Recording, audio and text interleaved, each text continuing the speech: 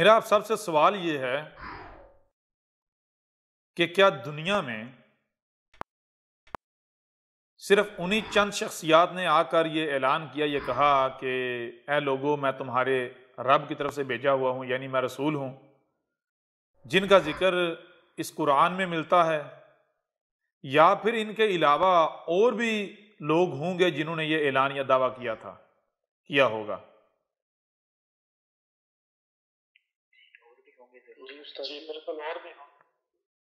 और भी होंगे। चंद के नाम हैं, यानी और भी होंगे। दूसरा सवाल यह है कि जिन जिन शख्सियात ने दुनिया में जब जब भी ऐसा ऐलान या ऐसा दावा किया, तो क्या उनको उन्हीं नताइज का सामना करना पड़ा, वही मंजिल मिली जो जिन नताइज का सामना उनको करना पड़ा जिनका कुरान में जिक्र है, और वो मंजिल मिली जिसका कुरान में जिक्र है? मिसाल के तौर पर एक मिसाल रखता हूं मैं आपके सामने। अगर नूह की बात ले ली जाए तो नूह आया, उसने आकर कहा कि मैं तुम्हारे रब का भेजा हुआ हूं। तो उसके बाद क्या हुआ कि उसको जमीन का वारिस बना दिया गया, उसे जमीन का यानी उसे इख्तिदार मिला। कुरान में जितने रसूलों का जिक्र है, कुरान में जितने रसूलों का जिक्र है, उनमें कोई एक भी ऐसा नहीं है जिसको इख्तिदार नहीं मिला। जमीन में इख्तिदार यानी जमीन का मालिक नहीं बनाया गया। बिल्कुल। और उस खित्ते का, जिस खित्ते के लिए उसने आकर ऐलान किया कि मैं इस एरिया के लोगों के लिए भेजा गया हूं। जी बिल्कुल। ठीक है जी, बिल्कुल। सवाल मेरा यह है कि क्या हर उस शख्स को इख्तिदार मिला जिसने भी रसूल होने का दावा किया, या फिर यह सिर्फ चंद कोई मिला, नसीब हुआ? जिनका जिक्र है कुरान में, हर एक चीज की तफसील है ना, जो जी, इवेंट्स हैं, तो जिनको मिला उनका लिख दिया। जिनको मिला उनका लिख दिया। जी जी। और जिनको नहीं मिला, तारीख के औराक में गुम हो गए। जानते हैं ये सवाल क्यों किया है? नहीं, आप ही बेहतर जानते। ये सवाल इसलिए किया है कि देखें, कोई भी उठकर रसूल होने का दावा, रसूल होने का ऐलान कर सकता है। कोई भी उठकर रसूल होने का ऐलान कर सकता है, रसूल होने का दावा, रसूल होने का ऐलान कर सकता है, लेकिन जो मंजिल है इस ऐलान की, इस ऐलान के बाद क्या वो मिलने की गारंटी हर किसी को मिल सकती है? नहीं, हर किसी को नहीं मिल सकती जब तक कि रब उसके पीछे नहीं।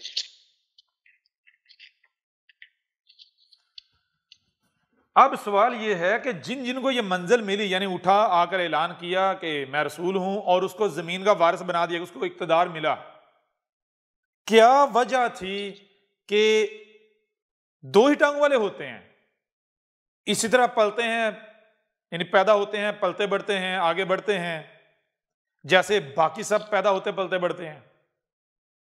हालांकि जिनके बारे में कुरान कहता है जिन्होंने उठकर कहा हम रसूल है, उनको इख्तिदार मिला, वो सच्चे साबित हुए, वो तमाम की तमाम ऐसी शख्सियात थी जो उस वक्त के माशरे, अपने अपने वक्त के माशरे, सोसाइटी में सबसे कमजोर माशरे से उठे, सबसे कमजोर खानदान से उठे। जी जी जी जी बिल्कुल। सबसे नीचे से सफर किया। आखिर वो क्या वजह है कि जो भी दावा करते हैं उनमें से कुछ चंद एक उस दावे के बाद जमीन के मालिक बन जाते हैं, और दावा करने वाले बहुत सारे ऐसे हैं जो खुद निशानी इबरत बन जाते हैं, तारीख के औराक में गुम हो जाते हैं? जी जी। वजह क्या है? जी, जी उस्ताद जी। वजह क्या है? एक वजह तो उनमें बहुत सारे जो थे वो सब्र नहीं कर सके। जी, एक वजह तो ये है कि उनमें बहुत सारे थे जो सब्र नहीं कर सके, अपनी प्लानिंगों पे शुरू हो गए। दूसरा, उनमें बहुत सारे ऐसे होंगे जो यही अलकाव शैतान के रस्तों पे चल पड़े। नहीं, ये तो सारी बातें होगी, ये बातें अलग हैं। जी जी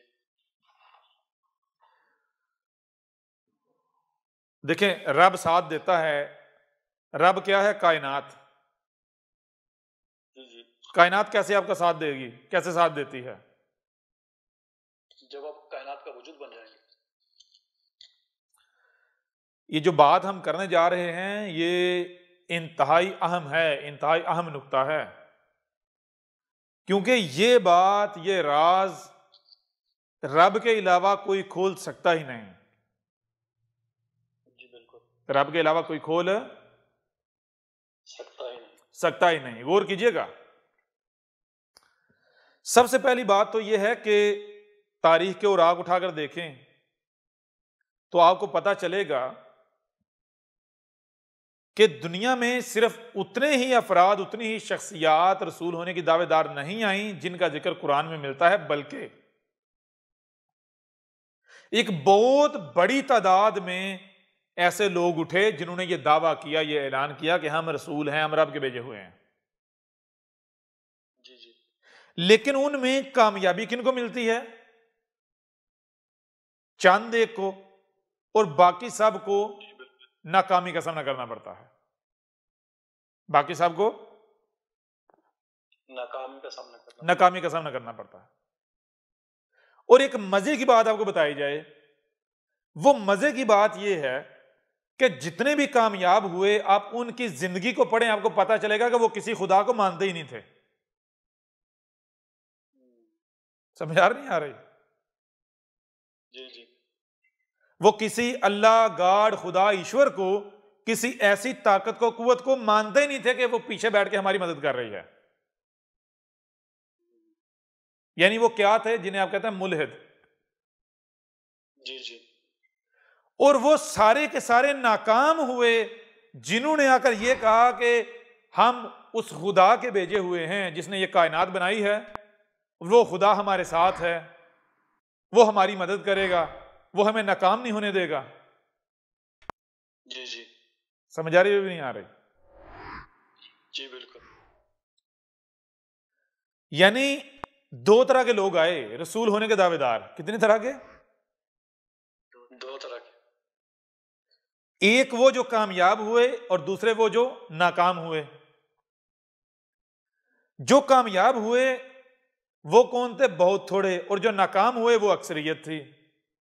जो कामयाब हुए वो ऐसे थे कि जो ये नहीं कहते थे कि मेरे पीछे मेरे खुदा, मेरे अल्लाह का हाथ है, मेरा अल्लाह मुझे रसवा नहीं करेगा, मेरा अल्लाह मुझे नाकाम नहीं करेगा, मेरे अल्लाह ने मुझसे ये वादा किया है, मेरे अल्लाह ने वो किया है, मेरा अल्लाह तुम्हें छोड़ेगा नहीं। जी जी बिल्कुल।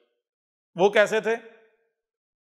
उनका कहना यह था कि ए लोगों, मैं तुमसे तुम्हारा रब कलाम कर रहा हूं, मैं तुमसे तुम्हारा रब कलाम कर रहा हूं, रब कलाम कर रहा हूं। समझ आ रही भी नहीं आ रही? जी बिल्कुल। वो जो कामयाब हुए उन्होंने किसी का सहारा नहीं लिया। उन्होंने ये नहीं कहा कि ए लोगों डरो मुझसे। क्यों? क्योंकि मेरे पीछे रब है, मेरे पीछे अल्लाह मियां है। नहीं हो रहा? जी बिल्कुल जबरदस्त। उन्होंने क्या कहा? तुम मेरा मुकाबला नहीं कर सकते, तुम मेरा कुछ नहीं बिगाड़ सकते, तुम मुझे कामयाब होने से नहीं रोक सकते। क्यों? क्योंकि तुम ये समझते हो कि मैं तुम्हारी तरह दो टांगों वाला हूं। जी बिल्कुल। मैं तुम्हारी तरह दो टांगों वाला नहीं हूं, मैं तुम्हारा रब तुमसे कलाम कर रहा हूं। मैं वो तुमसे कलाम कर रहा हूं जो तुम्हारा खालिक है, जो तुम्हारा मालिक है। और वो कौन है? ये कायनात। जितने भी कामयाब हुए उन्होंने आकर खुदाओं के ऊपर कुल्हाड़े चलाए। मिसाल के तौर पर इब्राहिम की मिसाल, उससे बेहतर मिसाल सामने आती नहीं कोई, इस वजह से इब्राहिम की मिसाल दी जाती है। वो जो सोसाइटी थी, वो जो माशरा था, उस माशरे ने जो बुत बनाए हुए थे, एक जो सबसे बड़ा है खुदा है, बाकी जो है वो खुदा के मुकर्रबीन हैं। उनकी सिफारिशें होती हैं, उनकी सिफारिश के बगैर कामयाब नहीं हो सकता बंदा। पूरे माशरे में किसी के अंदर यह हिम्मत और जुर्रत नहीं थी कि अकेले में अपने घर के अंदर, कमरे के अंदर अकेले में बैठ के उन बुतों के खिलाफ कुछ सोच भी सके। समझ आ रही नहीं आ रही? क्यों? कि वो जो अल्लाह है, जो खुदा है, वो नहीं छोड़ेगा, वो सुन रहा है। समझ आ रही है भी नहीं आ रही? जी जी बिल्कुल आ रही। जी जी। इतना डरते थे। और इब्राहिम ने क्या किया? इब्राहिम ने आकर उन बुतों को पाश पाश कर दिया और कुल्हाड़ा जो है वो सबसे बड़े के कंधे पे रख दिया।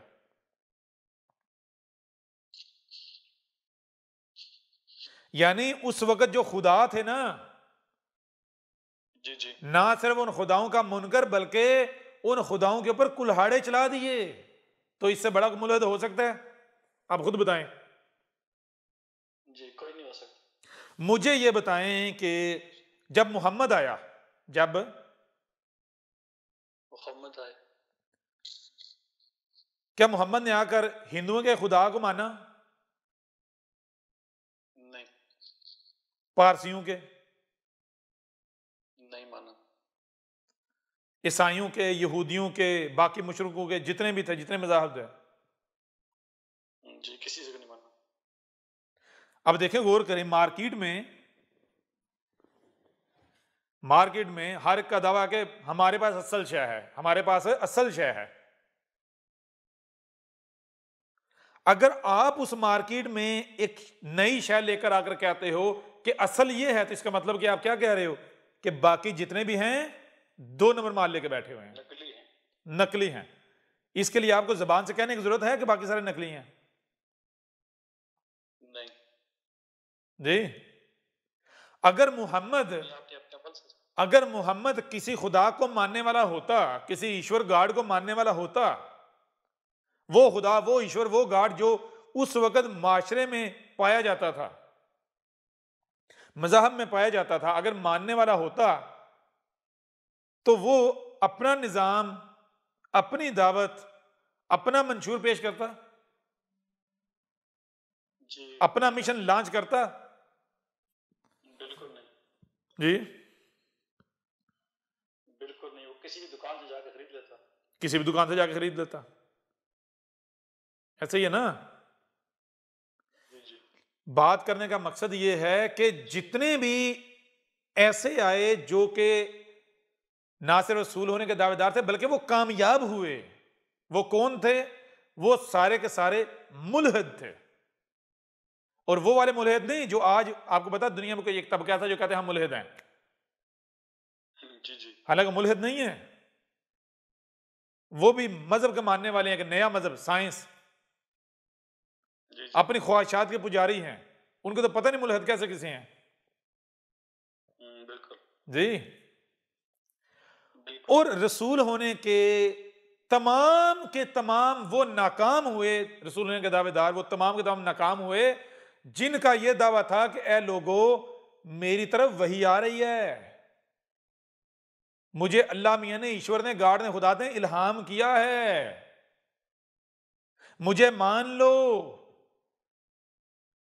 ये रब का निशान है, ये मौजज़ा है।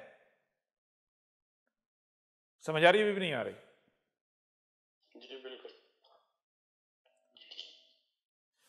जी बिल्कुल। अब सवाल यह पैदा होता है कि वो कौन सी वजह है, वो कौन सी वजह है कि एक बंदा सामने आए और बज़ाहिर वो दो टांगों वाला है, वो आकर ये कहे कि ए लोगों, मैं तुम्हारा रब तुमसे कलाम कर रहा हूं। ना सिर्फ ये कहे बल्कि ये कहे कि तुम मुझे मेरे मकसद और मिशन को पूरा करने से नहीं रोक सकते, दुनिया की कोई ताकत मेरा मुकाबला नहीं कर सकती, और अगर मैं नाकाम होता हूं तो जो मैं कज़ाब।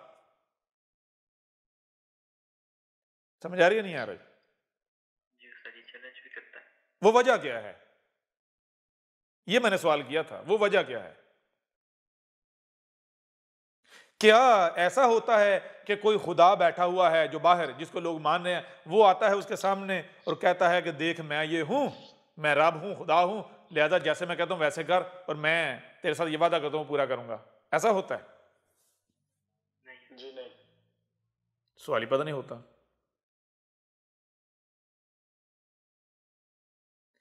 अगर ऐसा मुमकिन हो तो मुझे ये बताएं, दुनिया में कितने हैं जो या रब या रब या अल्लाह या अल्लाह या ईश्वर करने वाले हैं?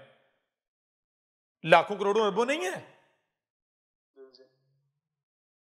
तो अक्सरियत के लिए यह काम करना, इक़्तिदार हासिल करना आसान है या एक आधे फर्द के लिए? अक्सरियत के लिए। अक्सरियत ताकत में होती है। जी जी। तो अगर ऐसा कोई होता या है तो इतने यारब कर रहे हैं, उनके सर पर हाथ रख दे, उनके सामने आ रहे, चलो भाई करो जी। हालांकि मजे की बात यह है, गौर कीजिएगा, अगर चंद लाख अफराद दुनिया में इकट्ठे हो जाएं और वो ये तय कर लें पूरी दुनिया पर कब्जा करना है, उनको दुनिया को ताकत नहीं रोक सकती। इसके बावजूद वो नहीं कर पाते। क्यों? क्योंकि वो खुदा अल्लाह ईश्वर के नाम पर खड़े होते हैं। अब अगर कोई अल्लाह खुदा गॉड ईश्वर के नाम पर खड़ा हो और अपने मंसूबे में कामयाब हो जाए, तो इसका मतलब यह है कि वाकईतन उसके पीछे ऐसी कुव्वत है। बिल्कुल। समझ आ रही नहीं आ रही? जी जी। ऐसी कुव्वत है। वो कामयाब क्यों नहीं होते? क्योंकि ऐसी कुव्वत है ही नहीं। बिल्कुल। समझ आ रही नहीं आ रही? आज तक अब दुनिया में कोई एक भी ऐसा ग्रोह नहीं बता सकते कि जो मजहबी हो, खुदा गॉड ईश्वर का नाम लेने वाला हो और उसे इख्तिदार मिल गया हो। आप एक भी साबित नहीं कर सकते। बिल्कुल। क्यों? क्योंकि ऐसी कोई ताकत पावर है ही नहीं। जिनको भी इख्तिदार मिला है उन्होंने खुद जद्दोजहद की, खुद कोशिश की तो उनको मिला, अपनी ताकत, अपने इल्म का इस्तेमाल करके। जो इल्म उनके पास था उस इल्म की बुनियाद पर चलाकियां करके, दुश्मनों को धोखा देके, जो कुछ भी करके चालें चल के। बिल्कुल। ठीक है जी, ताकत का इस्तेमाल करके। जी जी। तो अगर ऐसा कोई होता तो उसके लिए तो अक्सरियत जो है, उसको तो अक्सरियत बेहतर थी उसके लिए। उसका काम अक्सरियत बड़ी आसानी से कर सकती थी, या कर सकती है। अक्सरियत तो ऑलरेडी या अल्लाह या अल्लाह या रब कर रही होती और कर रही है। तो क्यों नहीं अक्सरियत कामयाब होती? क्योंकि ऐसे किसी रब, खुदा, ईश्वर, गॉड का वजूद है ही नहीं। वजूद किसका है? जरा गौर कीजिएगा। इस कायनात का, इस कायनात के अलावा और कुछ है ही नहीं। आपको सुनने देखने की जो सुनाई और दिखाई देता है उसे समझने की सलाहियतें दी गई हैं। जब आप इन सलाहियतों का इस्तेमाल करोगे, आपके ऊपर यह बात रोज़े रोशन की तरह अयां हो जाएगी। खालक, खलक, मखलूक, ये आपके मुशाहिदात हैं। दाएं बाएं, आगे पीछे, ऊपर नीचे, ये सब आपके मुशाहिदात हैं। हकीकत में इनकी एग्जिस्टेंस नहीं है। एग्जिस्टेंस किसकी है? एक ही वजूद है, ये कायनात, और कुछ है ही नहीं। लंबा चौड़ा, मोटा पतला, गोल, ये सब आपके मुशाहिदात हैं। हकीकत में इनका वजूद नहीं है। मिसाल के तौर पर एक वक्त था, इंसान देखता था कि ये जमीन जो है, या इधर पीछे देखता था, वहां से शुरू हो रही और वो वहां जाके खत्म हो रही है। इसको लगता था कि हर शय जो है उसकी एक शुरू है, एक उसका आखिर है, एक इब्तिदा, एक आखिर है, यानी किनारा है। इंसान का यह मुशाहिदा था, वो इसे हकीकत समझता था। लेकिन जैसे तो वक्त आगे बढ़ा और क्या पता चला, जमीन पर जब सफर किया तो जहां से सफर किया था एन उसी मुकाम पर आ खड़ा हुआ। पता चला किनारा तो होता ही कोई नहीं, किनारा तो है ही कोई नहीं। घूम के वहीं है। किनारा साबित हुआ? नहीं। किनारा कहां गया जी?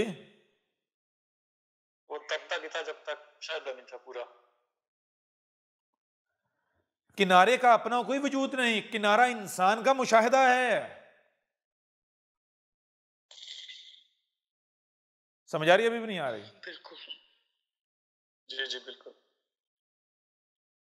हर चीज सर्कल में है। हर चीज सर्कल में है। आप इस कायनात में, आप जहां खड़े हो ना, आप किसी भी डायरेक्शन में रुख कर लो, किसी भी तरफ रुख कर लो, किसी भी तरफ,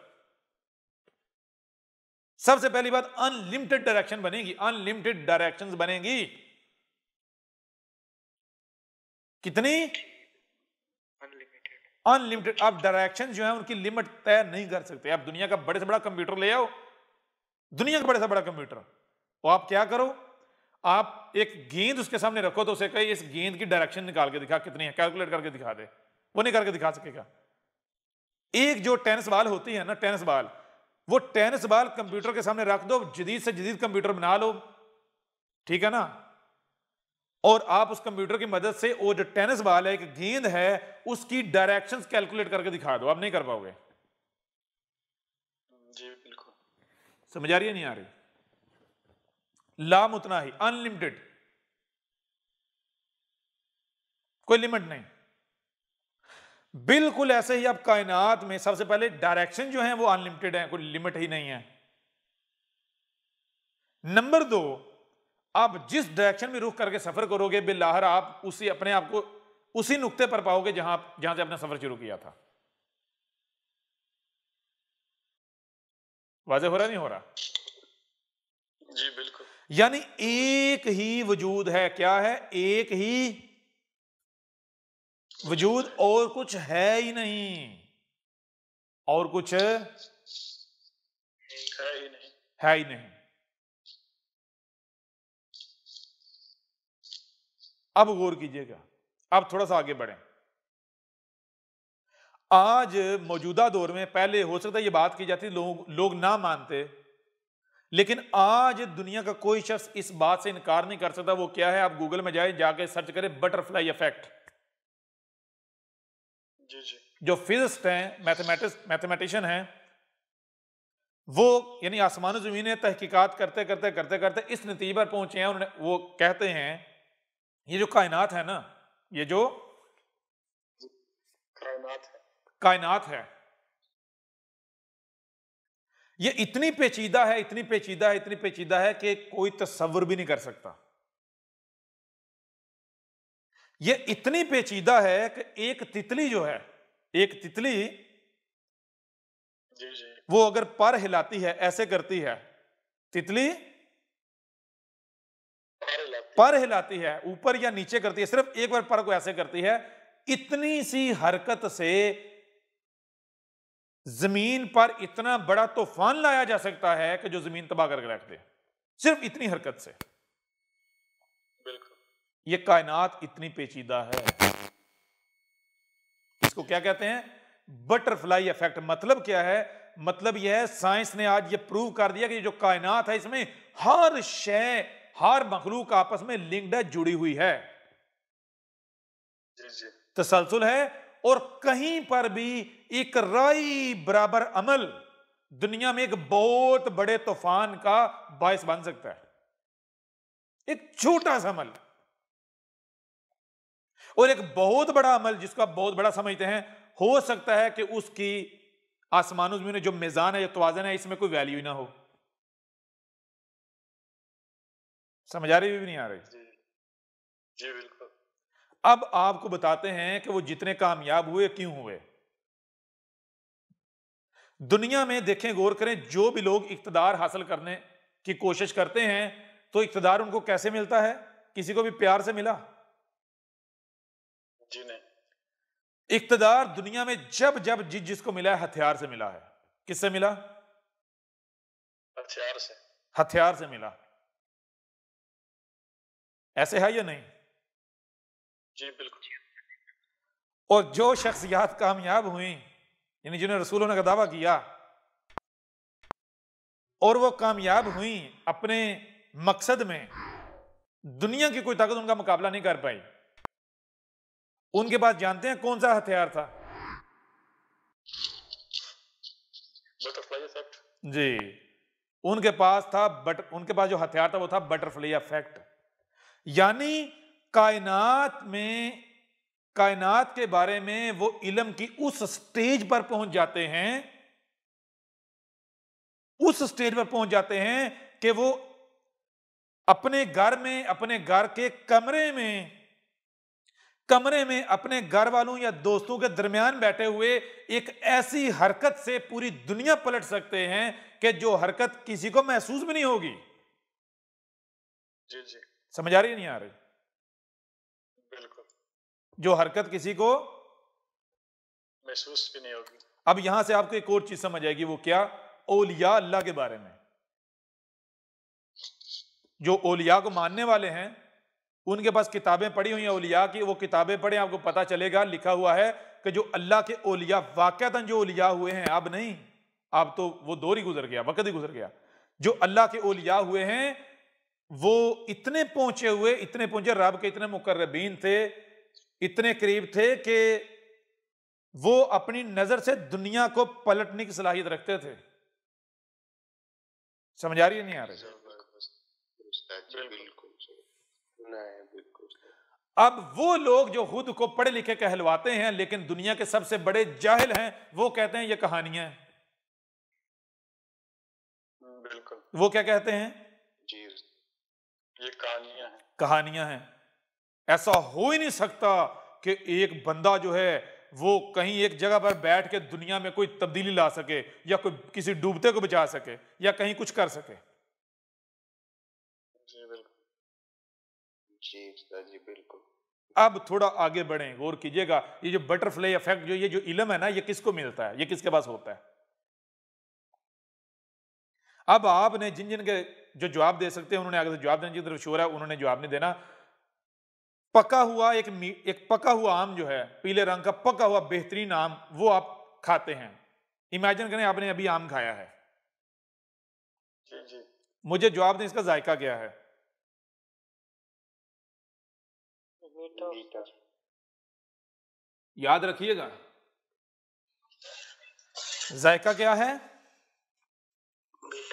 मीठा। चलें, अब आपने आम के बाद आपने एक पका हुआ सेब खाया है, उसका भी मीठा। क्या जायका उसका? मीठा। चलें, अब सेब खाने के बाद आपने क्या किया है? आपने एक पका हुआ केला खाया है, क्या जायका है उसका? वो भी मीठा। वो भी मीठा। अब आपने ऐसा किया है कि एक पका हुआ माल्टा खाया है, उसका जायका क्या है? वो भी मीठा। अब इसके बाद आप खाते हैं पके हुए अंगूर, वो भी मीठे। वो भी मीठे। अब मुझे एक सवाल का जवाब दें, क्या इन सब का जायका एक जैसा है, सेम है?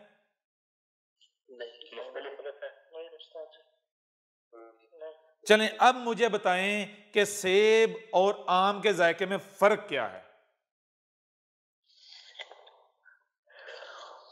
केले और सेब के जायके में फर्क क्या है? इन सब के जायकों में आपस में फर्क क्या है? मुझे आपने अल्फाज में बताना है। बता सकते हैं? दुनिया की किसी जबान में बताना है, बता सकते हैं? इंसानों की जबानों में?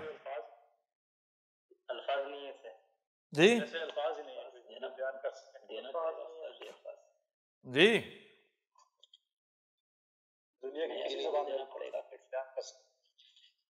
दुनिया की कोई जबान है ऐसी जो जायके का, जो जायकों का फर्क है, जो डिफरेंस है, वो बयान कर सके?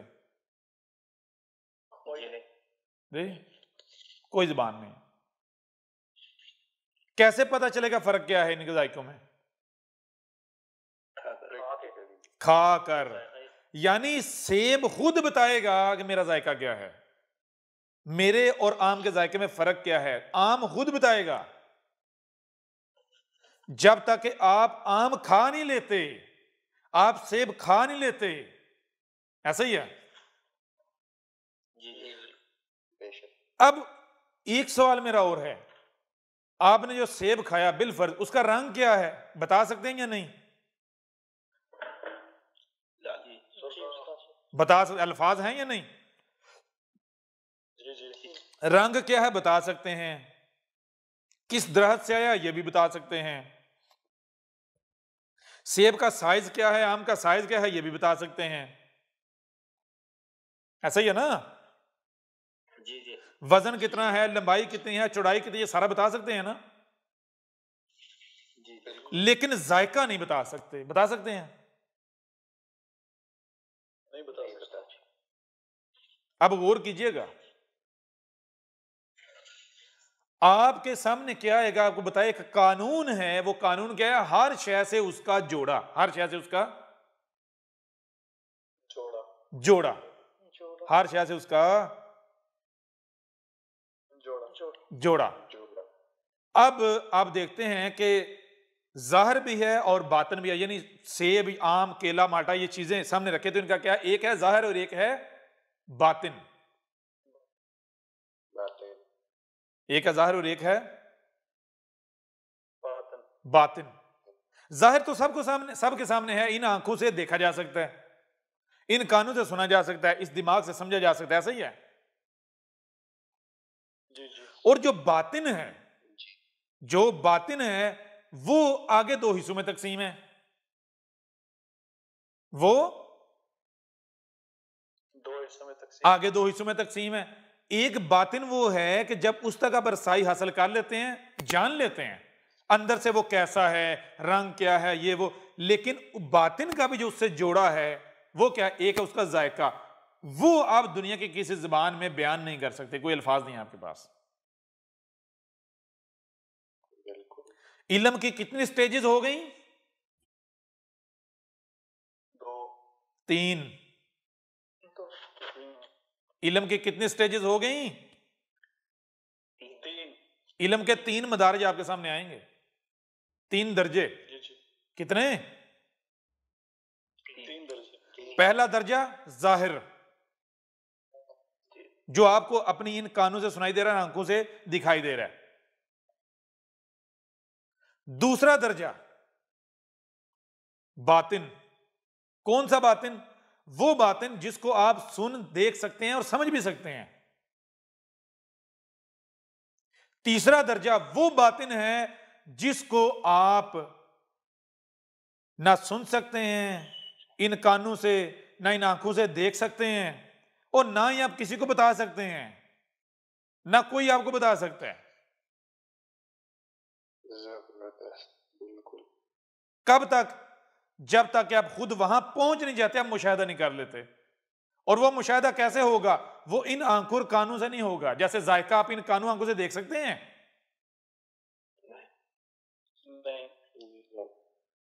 समझ आ रही है नहीं आ रही? दिल की आंखों से। अब ये जो इल्म की तीसरी स्टेज है ना, जैसे आपको बताया कि ये जायका, इस तरह कायनात के बारे में एक इल्म वो है जो इल्म जब तक आप वो बनोगे नहीं ना, वो आप हासिल नहीं कर सकते। और जो स्टेज पर पहुंच जाता है, जो स्टेज पर पहुंच जाता है, वो भी किसी को नहीं बता सकता जो उससे नीचे है। कब तक? कब तक? जब तक कि जो चाहता है ना मुझे बताया जाए। एक ही तरीका है भाई, आम का जायका क्या है, आम और सेब के जायके में फर्क क्या है? एक ही तरीका है कि आप वो खाओ। समझा रही है भी नहीं आ रही? जी जी। कायनात के बारे में गौर की, अब जरा गौर कीजिए। कायनात जो है ना, कायनात ये क्या है? इसमें ये एक ही वजूद है, ये अटल हकीकत है, दुनिया को ताकत इसको गलत साबित नहीं कर सकती। एक ही वजूद है या नहीं? है ना? एक ही वजूद का मतलब क्या होता है? हर शय दूसरे के साथ लिंक्ड है, जुड़ी हुई है, कनेक्टेड है। जैसे गौर कीजिएगा, जैसे क्या है कि आप जो मोबाइल फोन्स हैं, ये जो नेटवर्क, जो देखे पूरे नेटवर्किंग जो है, इसका मतलब क्या है? एक स्ट्रक्चर है, एक ढांचा है, तो जिसके पास पीछे स्विच होगा, जिसके पास कंट्रोल होगा, वो किसी का भी मोबाइल, किसी के यानी कि मोबाइल या सिग्नल आउट कर सकता है, कोई भी मैसेज भेज सकता है, ब्लॉक कर सकता है, कॉल सुन सकता है। समझ आ रही है भी नहीं आ रही? जी। तो कायनात क्या है? एक ही वजूद, तमाम मखलूकात आपस में लिंक्ड हैं, कनेक्टेड हैं। जैसे आप बटन दीवार में होता है, बटन दीवार पर दबाते हैं और लाइट कहां अपीयर होती है? जो लैंप लटका हुआ होता है, कमरा रोशन हो जाता है। ऐसे ही अगर आप इल्म की ये जो तीसरी स्टेज है ना, तीसरा जो दर्जा है, यहां पहुंच आते हैं, आवाज आ रही नहीं आ रही? यहां पहुंच आते हैं तो फिर ये पूरी की पूरी कायनात पता क्या हो जाती है? जानते हैं? कंट्रोल आ जाता है। ये पूरी की पूरी कायनात आपके कंट्रोल में आ जाती है।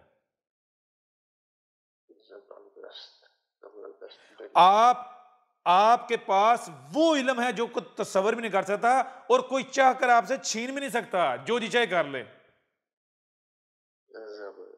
कोई छीन सकता, ले सकता है? नहीं ले सकते। आप जिसको चाहो अपनी उंगली पर नचा सकते हो। बेशक। समझ आ रही है भी नहीं आ रही? बेहतरीन जी। अब जब आपके पास ये इल्म है, आप इस अब आपको समझ आएगी कि वो जितने भी थे वो क्यों मुल्हिद थे और क्यों कामयाब हुए। क्योंकि कायनात के बारे में ये जो इल्म है ना, ये कायनात की अपनी प्रॉपर्टी है, ये रब की प्रॉपर्टी है, ये अपने अलावा किसी को नहीं देता, इजाजत नहीं देने की, खुद भी नहीं दे सकता। समझ आ रही है भी नहीं आ रही? इजाजत बयान नहीं कर सकता। आप बताएं ना, कोई तरीका बता दें, उस तरीके से आपको बता देते हैं अगर कोई तरीका है। जी नहीं बताया जा सकता उस्ताद जी। क्या कहा? चाह कर भी नहीं बताया जा सकता। चाह कर भी नहीं बताया जा सकता। मुमकिन ही नहीं है भाई। अगर कोई ये सवाल करता जी है तरीका, तो हम कहते हैं तू ऐसा करना, तो दुनिया की किसी जबान में सेब और माल्टे का जायका क्या है वो बयान कर दे, हम तुझे इसका जवाब दे देंगे। जी ढूंढता रह जाएगा उस्ताद जी, मौत आ जाएगी उसे। समझ आ रही नहीं आ रही? अब आपको यह समझ आएगी जो पीरों के बारे में जो बातें बनी हुई हैं, जो बनी हुई नहीं है, हक बिगड़ा हुआ है। बिल्कुल। एक चीज एक और पल्ले बांध लें, वो क्या है? वो ये है कि अगर दुनिया में कोई बात अपना वजूद रखती है,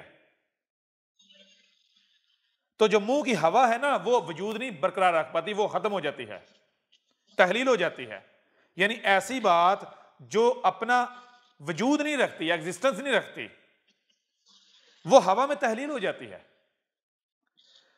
कोई भी बात जो ग्राउंड रियलिटी नहीं है, यानी वजूद, देखें गौर करें, या तो हक का वजूद है, या फिर हक अगर बिगड़ जाए तो वो अपना वजूद रख सकता है। कब तक? जब तक दोबारा हक नहीं आ जाता। ठीक है जी बिल्कुल जी। दुनिया में जो जो भी बातें पाई जाती हैं पुराने जमानों से रिलेटेड, जान लो ये नहीं है कि वो कहानियां गढ़ी हुई हैं, वो हक बिगड़ा हुआ है, बातिल है। बातिल किसे कहते हैं? हक का बिगाड़। जी समझ आ रही है नहीं आ रही? जी।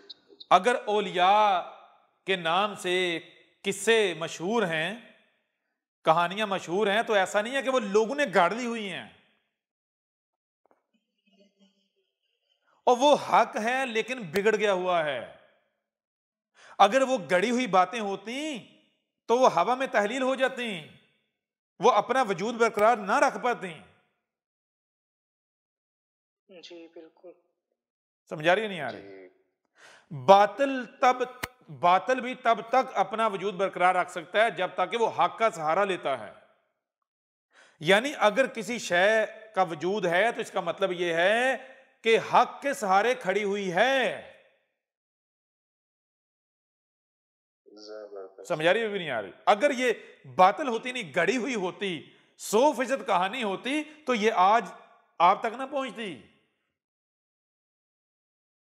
जी उस्ताद जी। मिसाल के तौर पर आज आप एक देखिए, गौर करें, एक ऐसी बात गढ़ो, ऐसी कहानी गढ़ो जो आज कोई भी नहीं मान सकता। वो अपना वजूद, अपने आप को ग्राउंड, यानी अपने आप को ग्राउंड पर उतार सकेगी, वजूद अपना कायम रख सकेगी?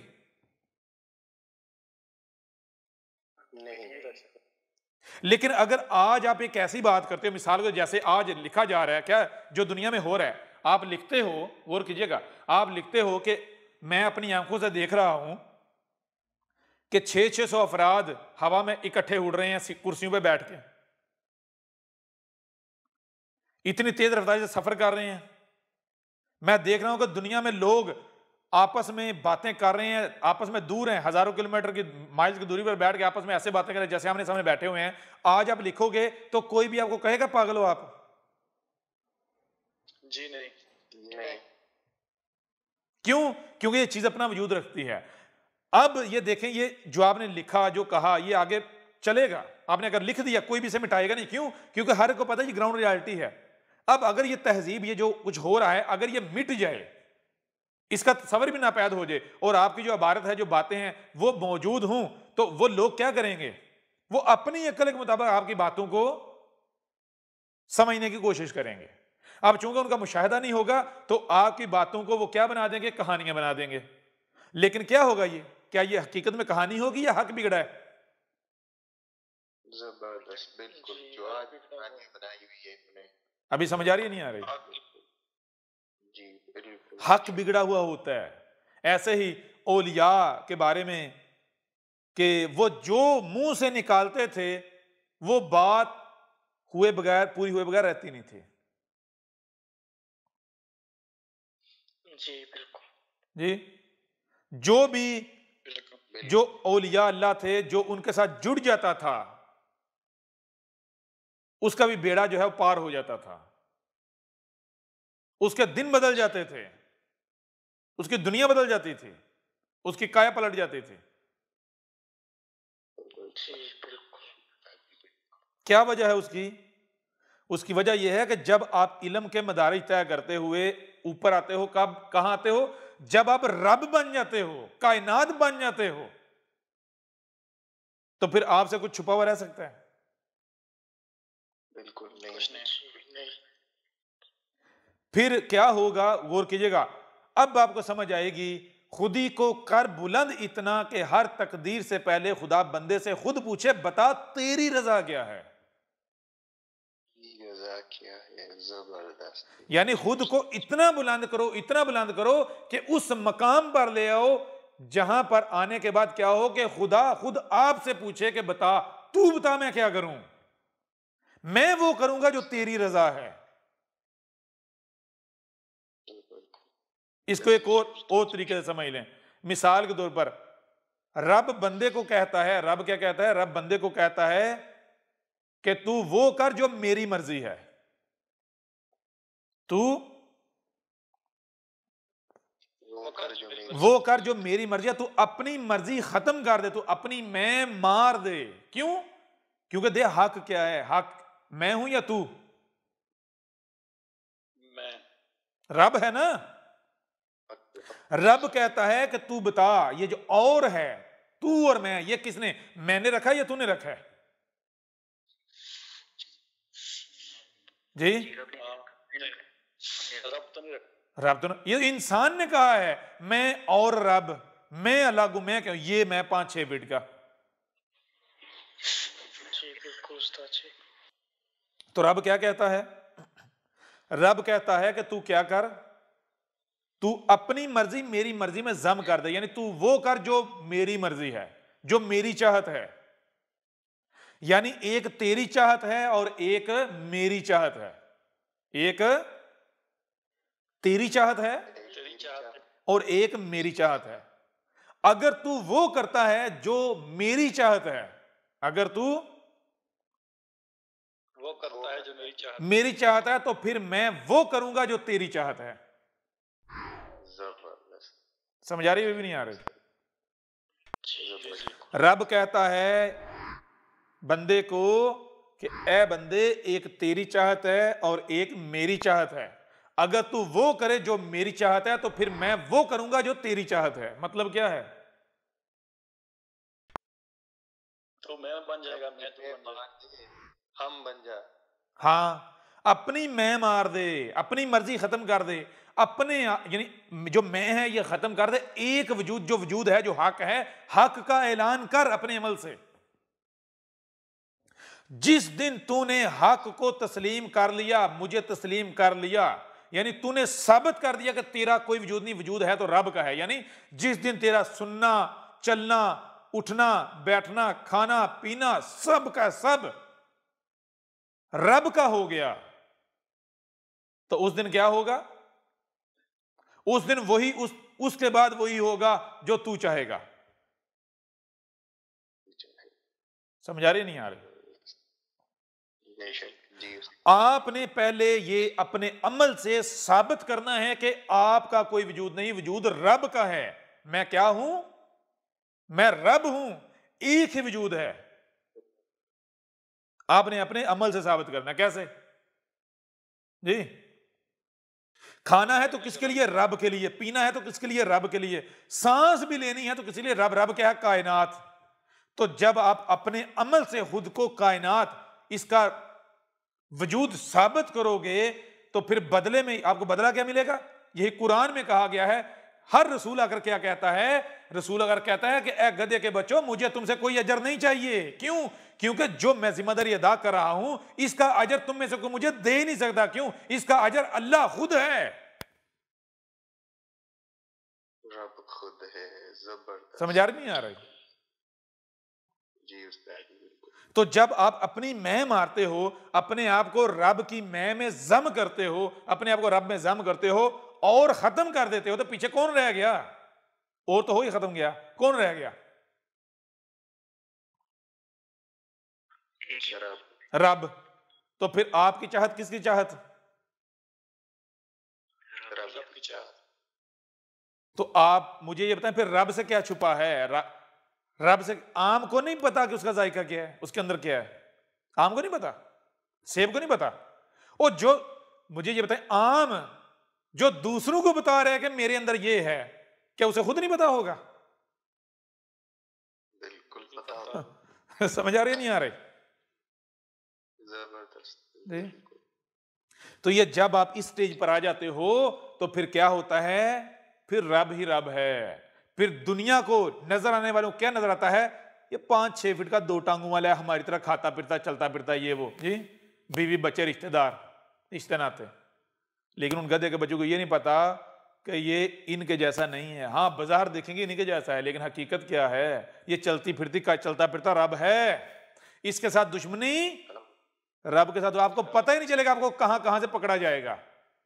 आप समझोगे कि भाई कोई केस हो गया, मैंने तो उसके साथ पंगा लिया है, मैंने तो उसके साथ पंगा लिया है, ये वजह बन गई, वो वजह बन गई, लेकिन होगा क्या? बटरफ्लाई इफेक्ट होगा। समझ आ रही नहीं आ रही?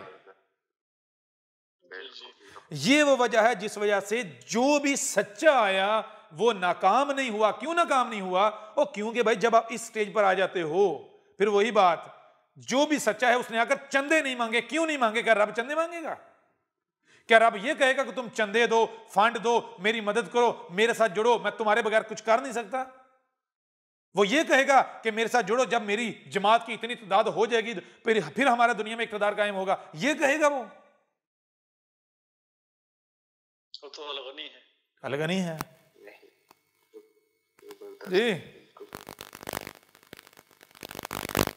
आ रही समझ या नहीं आ रही? ये वजह है कि नूह को दुनिया की कोई ताकत नाकाम नहीं कर सकी, कोई मुकाबला नहीं कर पाया। पहली चीज यानी कि आप क्या हो? आप चलते फिरते रब हो। आपके अंदर क्या चलेगा? कोई आपके खिलाफ को प्लानिंग कर रहा है ना, वो आपको पता होगा। और आप इस तरह उसे निशानी इबरत बनाओगे, वो सोच भी नहीं सकता। वो समझेगा कि वो आपके साथ दुश्मनी कर रहा, कामयाब हो रहा है, लेकिन नतीजा क्या निकलेगा?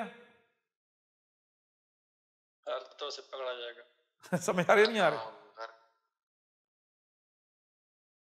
अगर आया है सिर्फ अरब के लिए, अगर आया है सिर्फ अरब के लिए, तो वो उस खित्ते में अपना झंडा ना गाड़ पाए, कैसे मुमकिन है? अब अगर आया है खित्ता अरब के लिए, अगर कहता मैं अरब के लिए आया हूं, तो कोई उसको अरब का मालिक बनने से रोक सके? को रब ला शरीक है ना, रब आ जाए और शरीक उसका बरकरार रह पाए, कैसे मुमकिन है? अब मैं आपसे सवाल करता हूं, मुझे आप ये बताएं कि अगर आए अरब के लिए, अगर आए अरब के लिए और उसका शरीक उस खित्ते में बरकरार रहे, कैसे मुमकिन है? मुमकिन ही नहीं। दुनिया की कोई ताकत उसे कामयाब होने से रोक सके, कैसे मुमकिन है? लेकिन एक चीज ज़हन में रखनी है, वो क्या? हक है। हक क्या है? दबाव का नाम नहीं है, जोर जबरदस्ती का नाम नहीं है, धोखे फ्रॉड चालाकी का नाम नहीं है, ठीक है ना?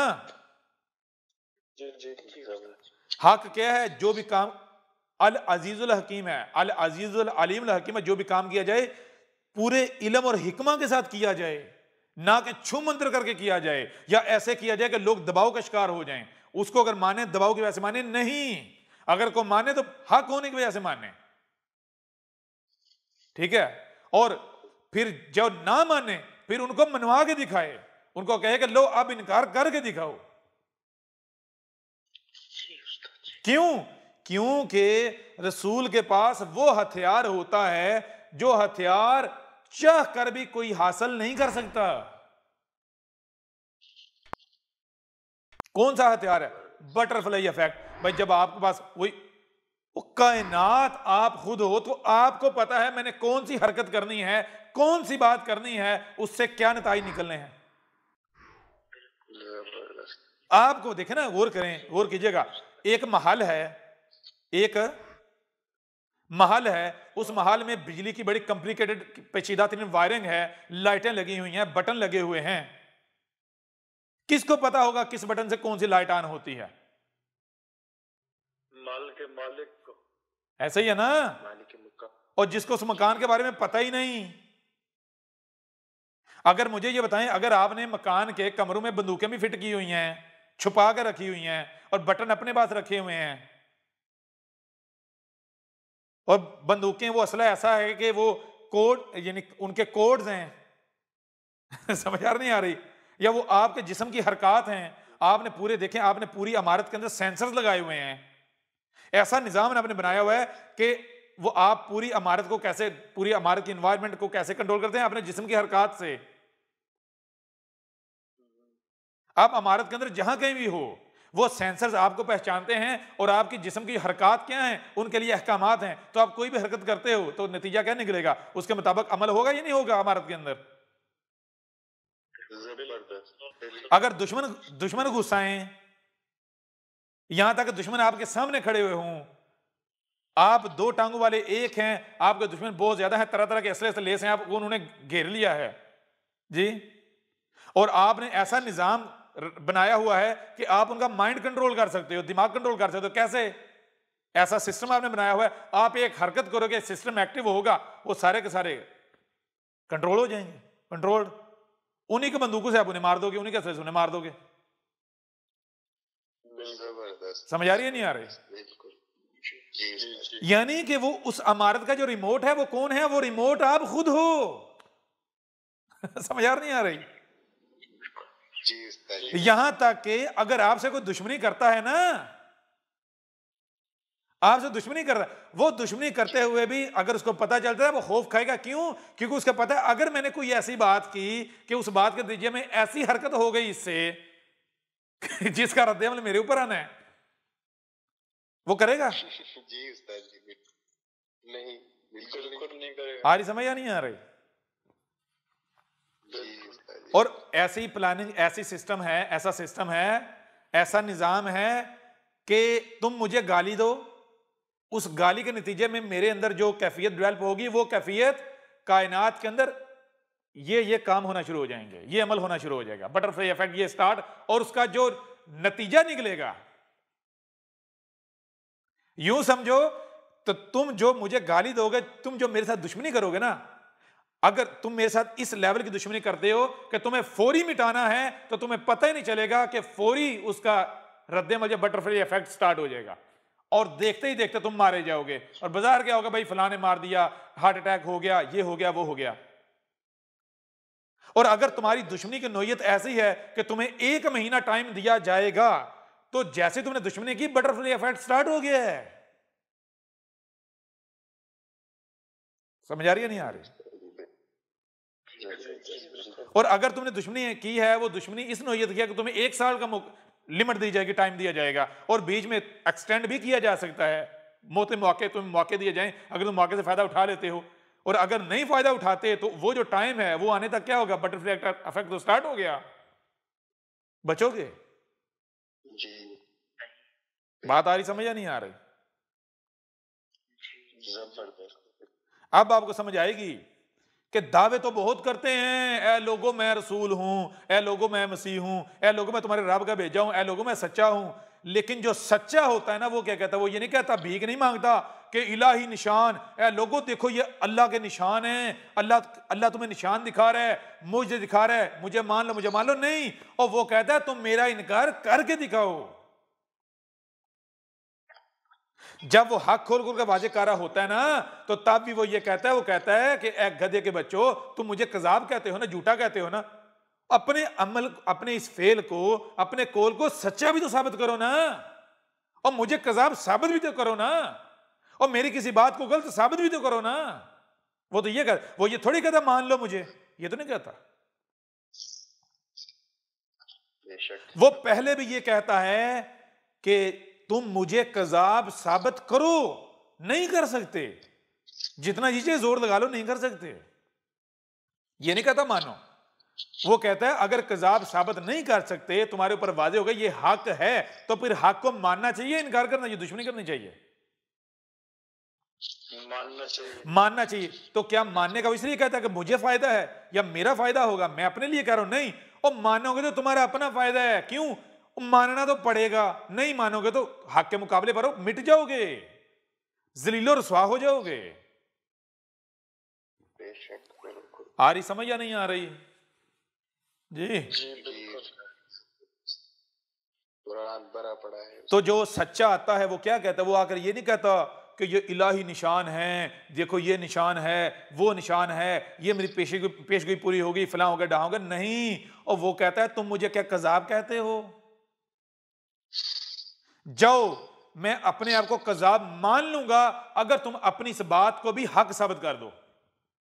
अगर तुम अपनी इस बात को भी हक साबित कर दो। तुम मुझे कज़ाब कह रहे हो, तुम मुझे कह रहे हो कि तू कज़ाब है, जाओ सिर्फ इस बात को सच्चा साबित कर दो, तो मैं अपने आप को कज़ाब मान लूंगा। जो सजा कहोगे मैं भुगतूंगा, जो इनाम कहोगे मैं तुम देने को तैयार हो जाऊंगा। क्या करो? तुम सिर्फ अपने आप को ही सच्चा साबित कर दो। जी समझ आ रही है नहीं आ रही? जबरदस्त। तुम क्या करो? सिर्फ इतना कर दो कि तुम जो बात खुद कर रहे हो ना, खुद बात कर रहे हो। देखें, मुझे ये बताएं, अगर आपके पास इख्तियार हो, बहुत सारे काम हैं, आपको पूछा जाए कि इनमें से कौन सा आप काम कर सकते हो, तो आप किस काम की हामी भरेंगे? जिसके बारे में जो कर सकते हैं, जो कर सकते हैं, जिसके बारे में आपको यकीन हो गया आप कर सकते हैं। ऐसा ही है ना? अब अगर आपको कहा जाए कि भाई आप कौन सा काम कर सकते हो, और आप वो काम कौन सा लेते हो कि चींटी जितना काम लेते हो, छोटा सा, अपनी मर्जी से उसका इंतखाब करते हो, और फिर उसे नहीं कर पाते, इससे बड़ी जिल्लत कोई हो सकती है? जी। तो जो सच्चा होता है वो आकर क्या कहता है? वो ये नहीं कहता मुझे मान लो, मुझे मान लो, मुझे मान लो, मुझे मान लो, मुझे मान, नहीं। वो कहता है, वो किसी गधे के बच्चों, गटर के कीड़ो, तुम सिर्फ इतना करो, तुम अपने आप को ही सच्चा साबित कर दो। छोड़ो अपने आप को, सिर्फ यही बात जो मेरे बारे में कहते हो, सिर्फ यही सच्चा साबित कर दो।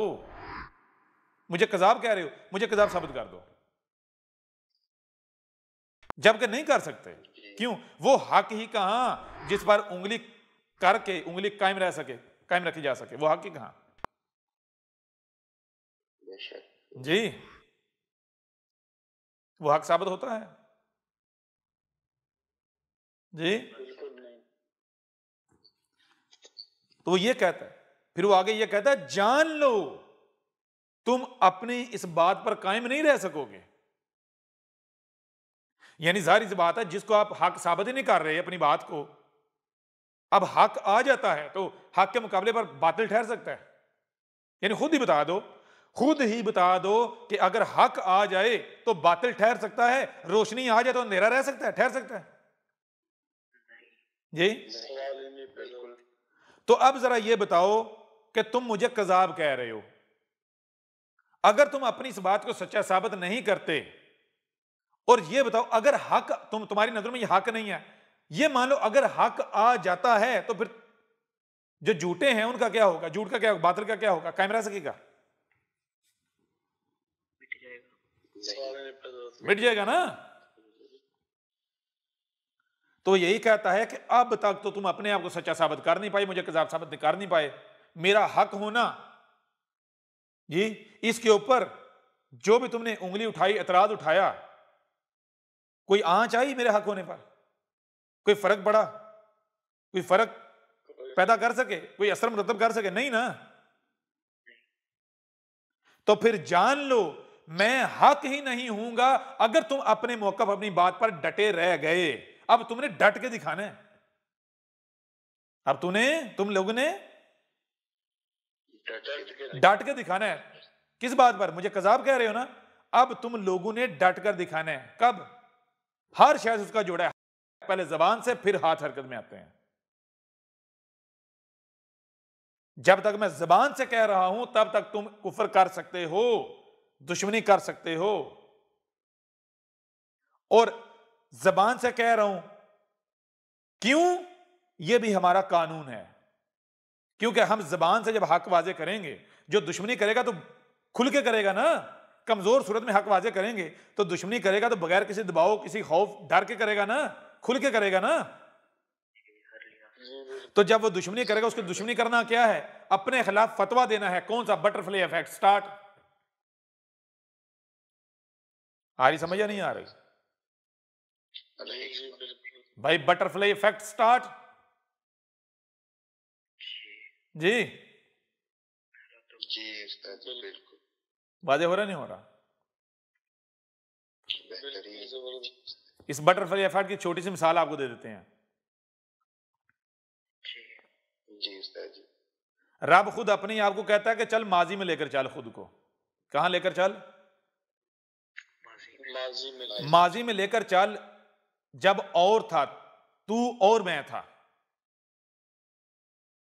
तू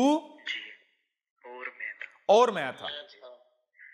अब उस माजी वाले वजूद को इस वक्त सामने रख, यानी गोया के तू मैं नहीं, तू एक इंसान है, तू एक इंसान है। और इस वक्त क्या मनाजर देख रहा है? वो जो मौलवी लंगड़ा था वो मरा। वो कैसे मरा? वो कत्ल हुआ, वो आपको पता है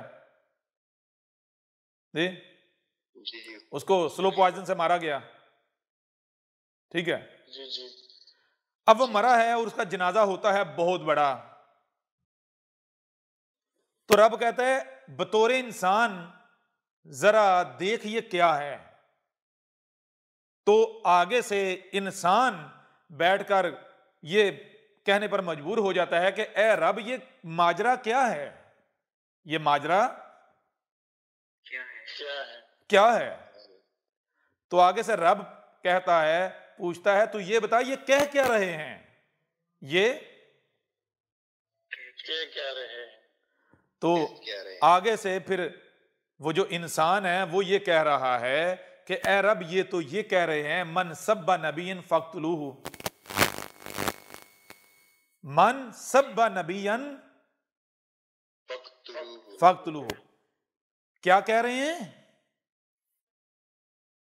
मन सब्बा नबीयन, मन जिसने भी सब्बा बुरा कहा, गाली दी, कज़ाब कहा, ठीक है, सिर्फ महज जबान की बात हो रही, अमल दूर की बात है, अमल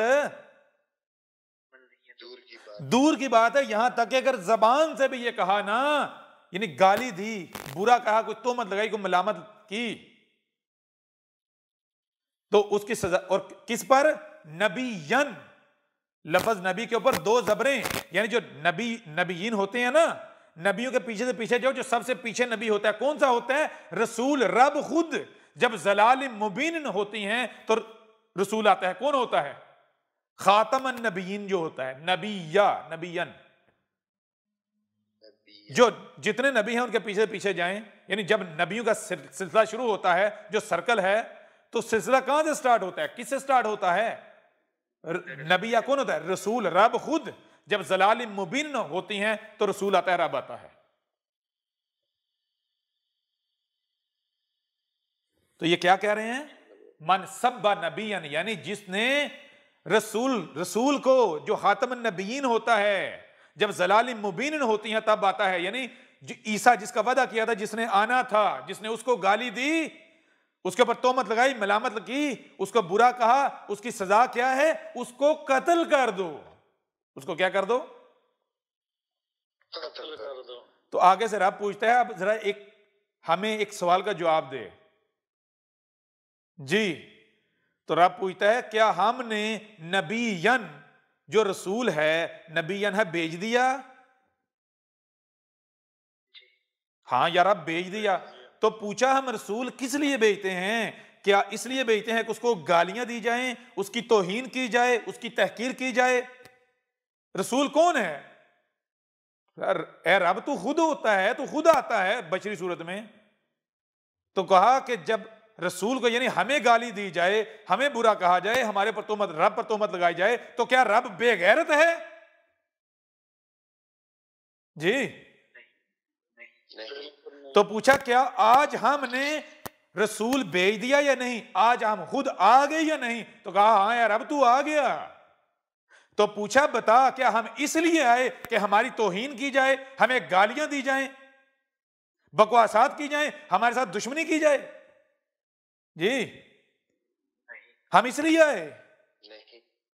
नहीं ना। तो अगर ऐसा किया जाएगा तो ऐसा करने वालों के साथ हमें क्या करना चाहिए?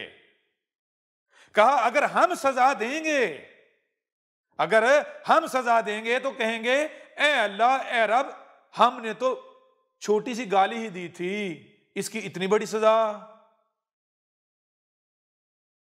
जी, अगर हम सजा देंगे तो ये चीख उठेंगे कि ये बहुत बड़ी सजा है, तू जालिम है। तो ये माजरा ये है, हमने रसूल भेजा और इन्होंने क्या किया कि हमने रसूल इसलिए भेजा कि इसकी तौहीन की जाए, इसको गालियां दी जाए, तोहमतें मलामतें, गैरत को ललकारा जाए। हमने रसूल भेजा, इन्होंने हमारी गैरत को ललकारा। तो हमने कहा कि ऐसा करो, तुम खुद ही अपनी सजा तजवीज कर लो, ताकि बाद ये ना कह सको कि ये सजा बहुत बड़ी है।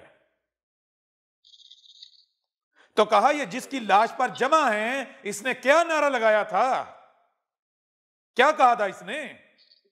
हमने इस तक हक पहुंचाया था, इस गधे के बच्चे की तरफ, इसके ऊपर वाजे किया था, इसको जब जेल में लेकर गए थे, समझ आ रही नहीं आ रही? और इसको बताया था, इसके ऊपर वाजे किया था कि गधे के बच्चे, तुम जो नबीयीन हो, जो मुलाटे हो, तुम्हारा मकसद क्या था? जलाल मुबीन जब गुमराहियां थी, तुम्हें सिर्फ इसलिए जिंदा रखा था कि जब हक आए, सच्चा आए, तो तुमने उसकी तस्दीक करनी है। क्यों? अवाम, गधे जो हैं वो तुम्हारे पीछे चलते हैं अंधों की तरह,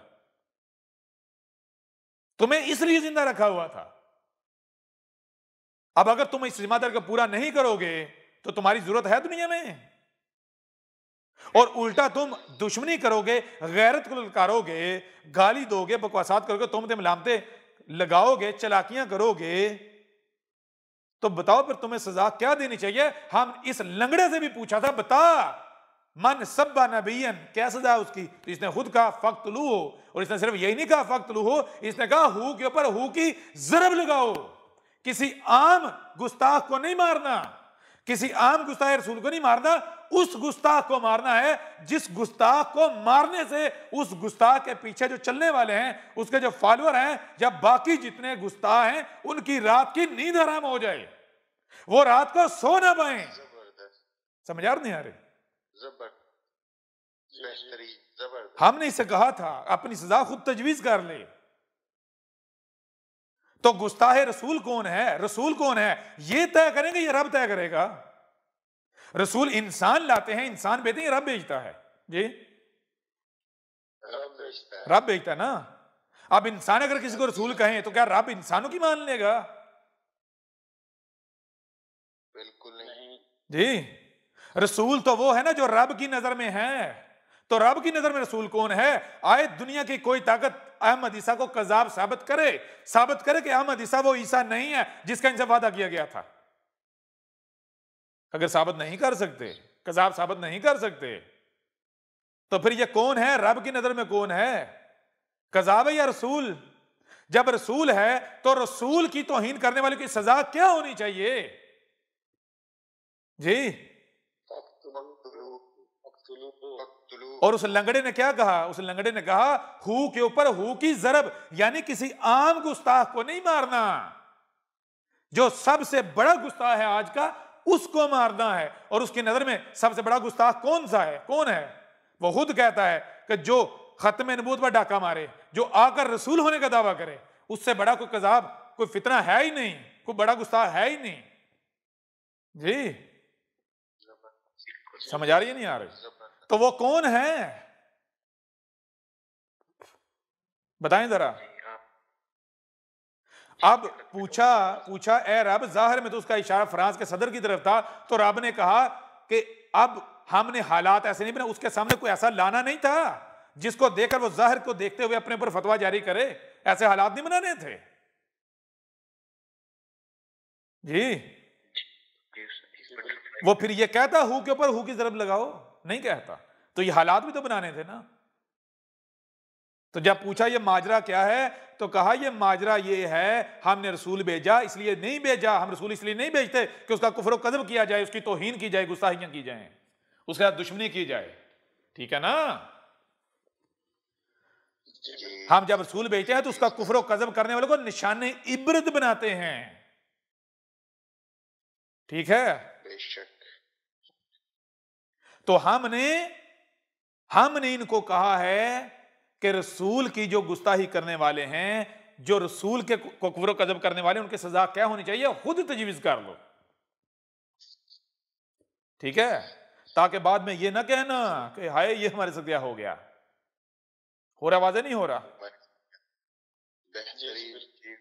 तो ये जो कह रहे हैं ना मन सब्बा नबिय्यन फक्तलूहु, तो कहा अब ये तो होगा, ये तो होगा। समझ आ रही है नहीं आ रही? जबरदस्त जी उस्ताद जी। तो ये क्या है? इन्होंने बटन दबा दिया, बटरफ्लाई इफेक्ट स्टार्ट हो गया। हुआ या नहीं हुआ? शुरुआत हुआ जी उस्ताद। 295 कानून बना, किसके लिए बना था? कुरान में आयत 14 से ये कबल बता दिया गया था ये तो ईसा के लिए बनेगा जी। जैसे ईसा इब्ने मरियम को उस वक्त उन्होंने अपनी तरफ से कत्ल कर दिया था, क्या किया था? सलीब पर चढ़ा दिया था। बिल्कुल ऐन इसी तरह इन्होंने कानून बनाया। कब कानून बनाया? उस वक्त बनाया जब रसूल बन रहा था। जिस साल रसूल, जो पैदाइश का साल है, बनने का, ये बशरी वजूद बनने का साल है, उस साल 295 सी बना, और जिसने बनाया वो निशानी इबरत बना दिया गया। बिल्कुल जी उस्ताद जी, बिल्कुल जहाज में उड़ा दिया गया जी। समझ आ रही है नहीं आ रही? जी उस्ताद जी बिल्कुल। तब से अब तक बचा तो नहीं। अब जाहिर देखो कुछ और नजर आएगा। बाइबल उठाकर देखो, इनकी रवायात उठाकर देखो, कहा कि ईसा कब आएगा?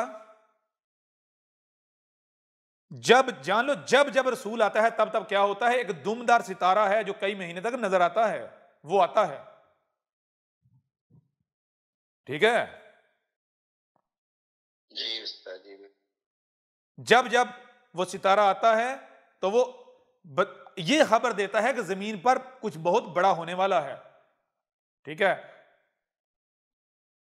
जी उस्ताद जी। रब के काम का आगाज और इख्तिताम होने जा रहा है। एक नया सर्कल शुरू होना जा रहा है। रब के पिछले अमर का एंड और नया अमर स्टार्ट होने जा रहा है। जबरदस्त। ठीक है जी? हर रसूल की पैदाइश के वक्त उधर से रसूल मां के पेट में बन रहा है और उधर से वो दुमदार सितारा जो है वो तुलू हुआ है। ठीक है जी उस्ताद जी बिल्कुल। आज आप गूगल में जाकर सर्च करें, आपको मिलेगा कि 1986 में 1987 में एक दुमदार सितारा आता है। और वो कौन सा सितारा है? गूगल उठाओ, विकिपीडिया में जाकर तलाश करो, वहां बताया जाएगा कि ये वो दुमदार सितारा है जो उस वक्त अपीयर हुआ था जब ईसा इब्न मरियम की पैदाइश हुई थी। ईसा इब्न मरियम जब मां के पेट में बन रहा था उस वक्त ये नजर आ रहा था। ये वो है जो 1986 में नजर आया। ठीक है, गूगल उठा के देख लो, विकिपीडिया में जाओ। हमने तो नहीं लिखा, वो तुमने खुद अपने हाथों से लिखा ना। और कहा ये इब्राहिम की पैदाइश के वक्त भी नजर आया, ये हर रसूल की पैदाइश के वक्त नजर आया। और फिर एक कॉमेट जो है दुमदार सितारा 2020 में नजर आया है।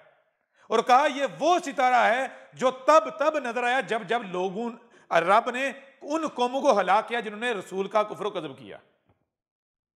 जब कौम नूह पर अजाब आया उस वक्त भी अपीयर हुआ।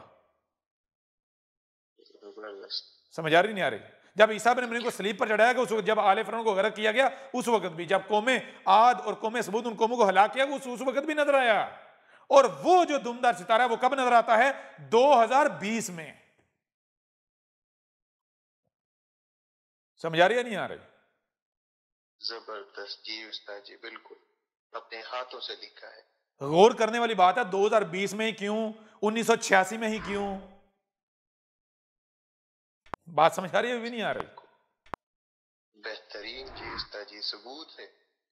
तो रब आगे से कह रहा है कि ये क्या माजरा है? ये माजरा है जो दिखा रहे हैं।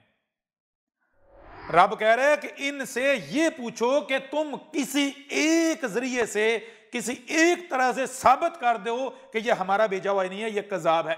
किसी एक जरिए से साबित कर दो जी, किसी एक पहलू से साबित कर दो। और जो तुम जिस पहलू से भी देखोगे, गौर करोगे, देखोगे, तुम्हारे सामने यही आएगा कि ये तुम्हारे रब का भेजा हुआ है, ये तुम्हारा रब है। हर तरफ से। और तुम लोग क्या कर रहे हो? अहमद ईसा की गुस्ताही नहीं कर रहे, आप मुलाटो है मुसलमानों, मुसलमाटो जी बिल्कुल। तो जो रसूल की गुस्ताही करे, तौहीन करे, रब की गैरत को ललकारे, तो रब क्या बेगैरत है?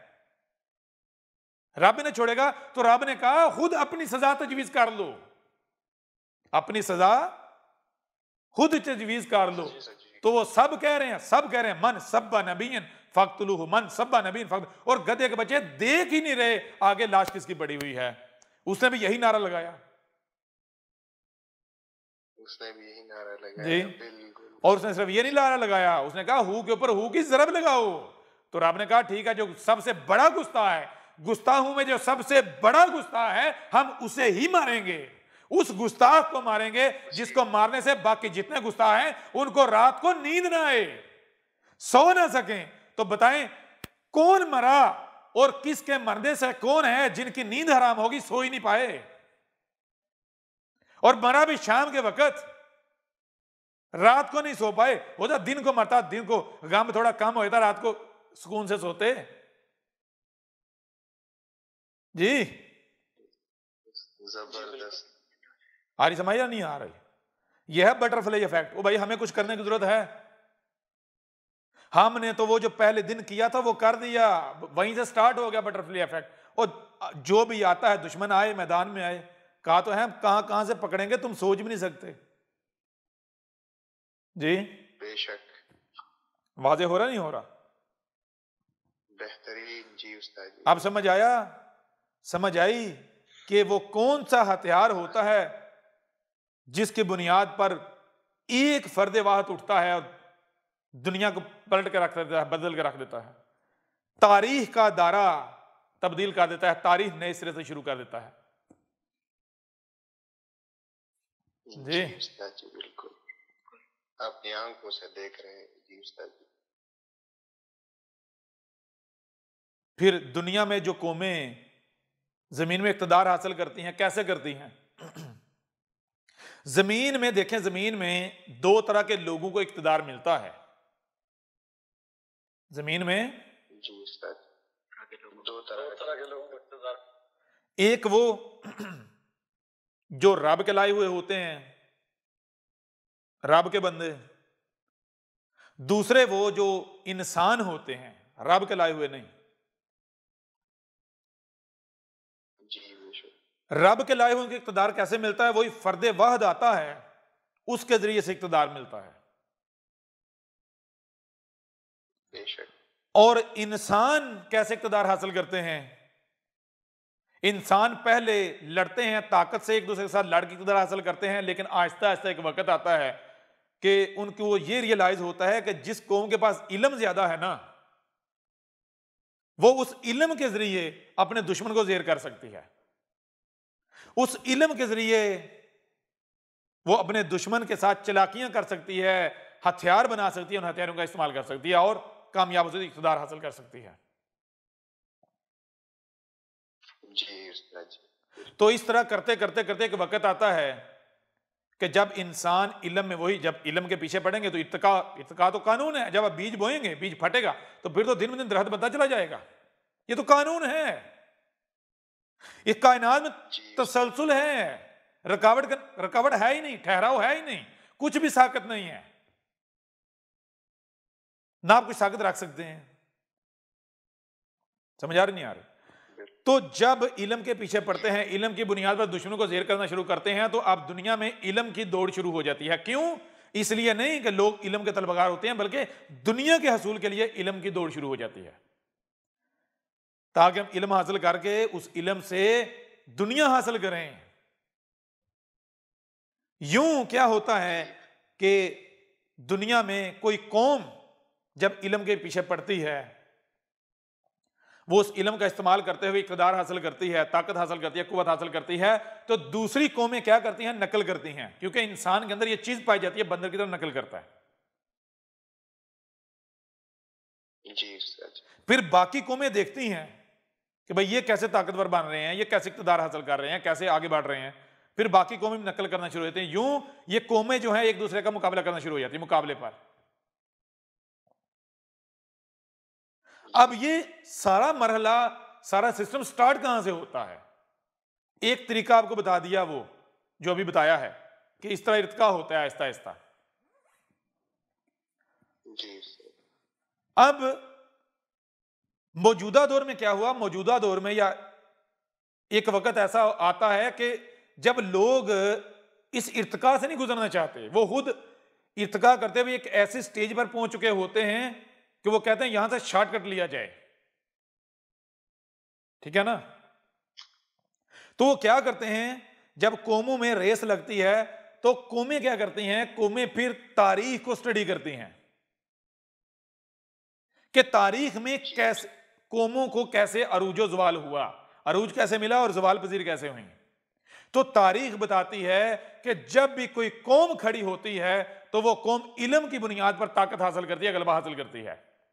जब कोई कौम इल्म के मैदान में सफर स्टार्ट करती है तो बाकी कौमें नकल करना शुरू कर देती हैं, यूं मुकाबला शुरू हो जाता है। ठीक है ना? अब जब कौमें मुकाबले पर आ जाती हैं तो एक दूसरे से खौफ महसूस करती हैं। क्यों? कि हर कौम को यह होता है कि दूसरी कौम जो है, दूसरे जो हैं वो कहीं इतने ताकतवर ना हो जाए कि कल को हमें कुचल दें। यूं मामला जंगों की तरफ भी जाते हैं, इख्तिलाफात की तरफ जाते हैं। यूं तारीख बताती है कि आहिस्ता आहिस्ता करते करते दुनिया में एक ही कौम सुपर पावर बनती है। वो कौन सी कौम? जो बाकी तमाम कौमों से आगे निकलती है। कैसे? कि वो दुनिया से दिमाग इकट्ठा करती है, वो ऐसा निजाम बनाती है कि जिससे दुनिया में जो ज़हीन लोग हैं उनको इकट्ठा करती है, उनके दिमागों का इस्तेमाल करते हुए वो आगे बढ़ती है, वसाइल असबाब क्रिएट करती है, उन वसाइल असबाब की बुनियाद पर वो दुनिया में ताकत हासिल करती है। अब दुनिया में कोई भी कौम उसका मुकाबला नहीं कर सकती जब तक कि वो बाकी कौमों को जेर रखे। अब जब जब दुनिया में यह वक्त आया तो वो जो दुनिया की सुपर पावर होती है, वो जब भी जवाल पजीर हुई है, दुनिया में जब भी कोई कौम या एक से ज्यादा कौमें अगर उन्हें इत्तेहाद भी किया, दुनिया पर गालिब आई, तो वो जब ज़वाल पजीर हुई तो उसके ज़वाल का सबब दुनिया की कोई कौम नहीं बनी, एक फर्द बना। एक फर्द आया जिसने जो फिरौन के तहत का एंड होने का सबब बना। जी जी जबरदस्त, बिल्कुल उस्ताद जी। तारीख उठा के देख लें, यानी तारीख में जब जब भी दुनिया की कोई एक कौम या एक से ज्यादा अक़वाम दुनिया के सुपर पावर की हैसियत से रूल कर रही थी, दुनिया कंट्रोल कर रही थी, उनकी मनमानी उनकी मर्जियां चल रही थी, तो उनको दुनिया की कोई कौम टक्कर नहीं दे सकी, ज़वाल पजीर नहीं कर सकी। वो जब भी ज़वाल पजीर हुई तो एक शख्स उठा, एक फर्द उठा। बेशक। समझ आ रही है नहीं आ रही? एक ही फर्द जी, एक फर्द। और ये जब तारीख में पढ़ते हैं तो अब इनको क्या, वही इनको नहीं ना पता उसके पास होता क्या है, वो बटरफ्लाई इफेक्ट, मुझे ये बताएं वो इल्म किसी को दिया जा सकता है? नहीं नहीं। अब ये कैसे, ये यही समझते हैं कि हाँ इसमें कोई वो ज़हीन होता है, उसके पास ऐसे फार्मूले होते हैं, ऐसा इल्म होता है कि उसका कोई मुकाबला नहीं कर सकता। तो उस इल्म की वजह से वो क्या करता है, जो उसके साथ लोग जुड़ते हैं, उस इल्म की वजह से वो दुनिया पर गालिब आ जाते हैं। वो अंदर ही अंदर ऐसी चालें चलता है कि बड़े से बड़ी जो हुकूमतें हैं वो भी उल्ट जाती हैं, उनको पता ही नहीं चलता कि ये किसकी गेम है। जबरदस्त। समझ आ रही है नहीं आ रही? बेहतरीन जी। बेहतरीन। अब वो तारीख में ये भी देखते हैं कि उस शख्स को खत्म करने की भी पूरी कोशिश की जाती है, आइडेंटिफाई करने की, लेकिन ना वो आइडेंटिफाई होता है और ना ही वो खत्म होता है। हालांकि जोर पूरा, जैसे फिरौन ने जोर नहीं लगाया था, फिरौन को पता था कि भाई जब जब भी कोई सुपर पावर ज़वाल एक फर्द वाहिद की वजह से, और उसको पता था कि अब वो शख्सियत कहां आएगी। मजहबी लिटरेचर, सारे लिटरेचर ये बताते थे कि वो बनी इसराइल में आएगा, इस कौम में आएगा। तो जैसे आज वैक्सीनेशन होती है बच्चों की इंडिया, पाकिस्तान और इस तरह के मुल्कों में जहां से, तो ऐसे ही फिरौन क्या करता था, उस कौम की वैक्सीनेशन करता था। उनकी जो मर्द जो थे ना, उनके नफ्सियाती कत्ल करता था, उनकी वैक्सीनेशन करके उनको बंदर बना दिया जाता है, इनके दिमाग ग्रो ना करें, ये बंदर बने रहें, सोचने समझने की सलाहियतें खत्म हो जाएं, और जिससे खतरा महसूस होता था उसको कत्ल कर दिया जाता था।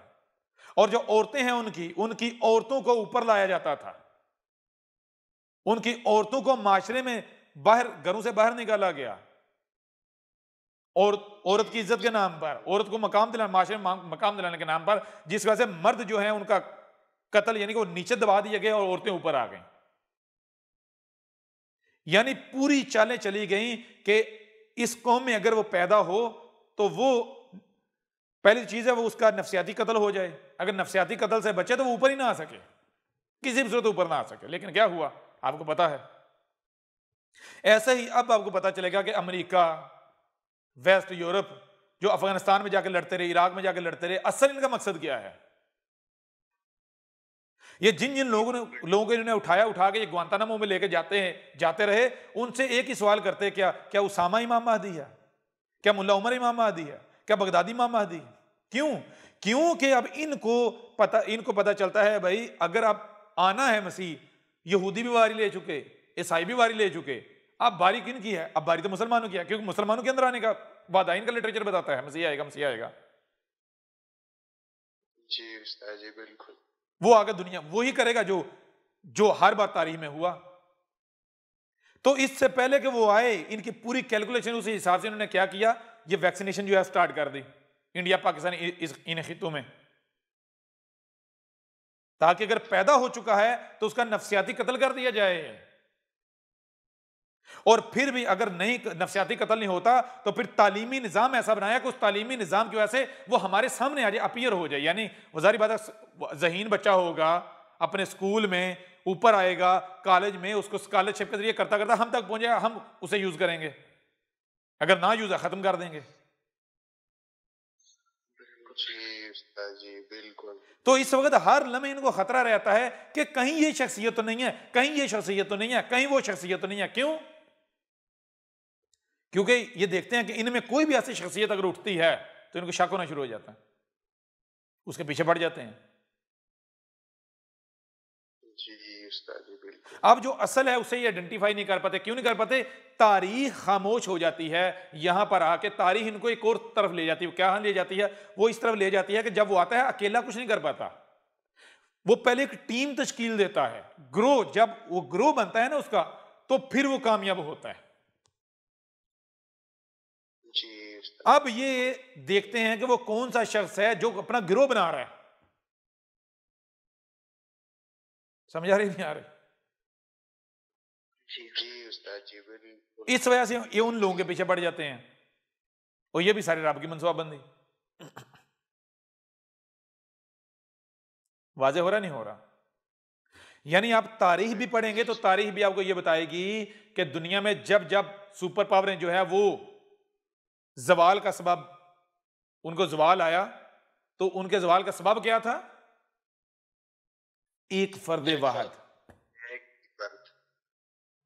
अब इनको, अब जाहिर बात इनको क्या पता उसके पास क्या होता है?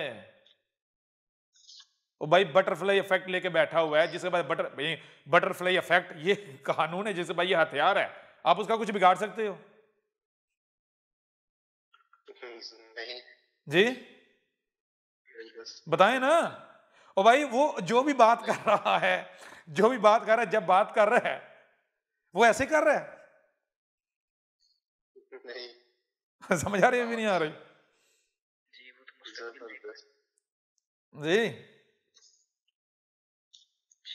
ये वजह है रसूलों के काम, जो सच्चे हैं उनके कामयाब होने की। वो आकर ये नहीं कहते हैं लोग मुझे मान लो, नहीं, वो कहते हैं ना जो जो इनकार करते हो अपने इनकार पर डट के दिखाना है।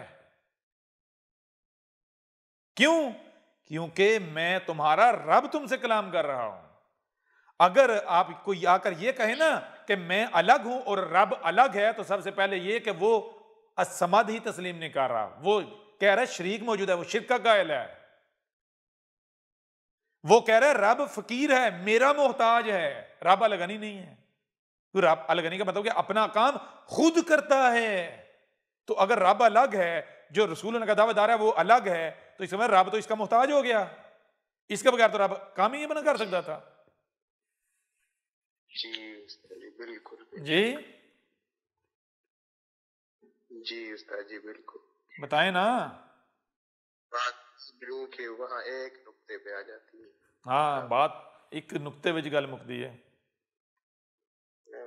जी उस्ताद जी बिल्कुल। फड़ नुक्ता छोड़ हिसाबा नू। जी जी बिल्कुल। जी जी बंद कर कुफर दियां बाबा नू।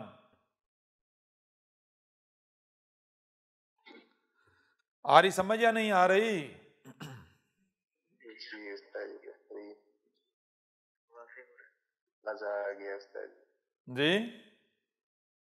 जी दिल गार्डन गार्डन हो गया उस्ताद जी। आप समझ आइए कैसे कामयाब होते हैं सच्चे। जी जी बिल्कुल। जी उस्ताद शीशे की तरह, आईने की तरह साफ। आप खुद बताएं, जितने मुल्लाटे अहमद ईसा के आने के बाद मरे हैं और मर रहे हैं, दिन ब दिन फड़क रहे हैं, जी उस्ताद। कभी इतने मरे थे? नहीं उस्ताद जी, जिंदा हो रहे थे।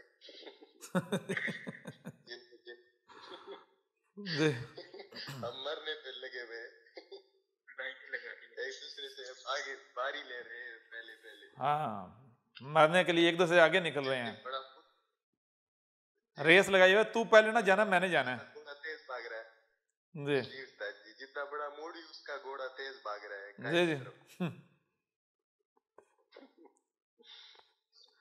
और कुछ गटर के कीड़े हैं, जी जी उस्ताद जी। वो कहते हैं मिर्जा के निशान है।